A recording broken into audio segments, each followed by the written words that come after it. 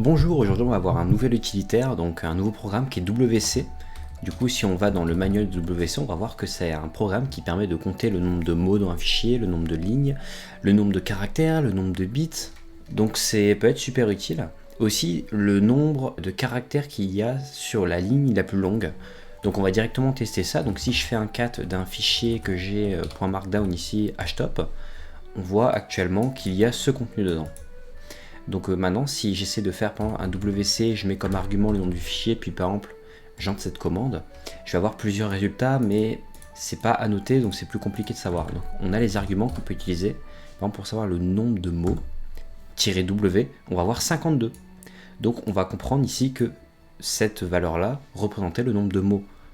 Ensuite, on a le -L, qui permet de savoir le nombre de retours à la ligne. Donc il y en a 10. Ensuite, on a aussi le -L qui permet de savoir le nombre de caractères qu'il y a sur la plus grande ligne dans le fichier, qui est de 85 ici. Et on a aussi du coup le -C pour savoir le nombre de bits, donc qui était la valeur qu'on avait ici. On remarque aussi que dans chaque rendu actuellement, on a le nom du fichier qui apparaît. C'est inutile et si jamais on veut utiliser cette commande pour l'envoyer dans une autre commande, cette partie-là va être embêtante en fait.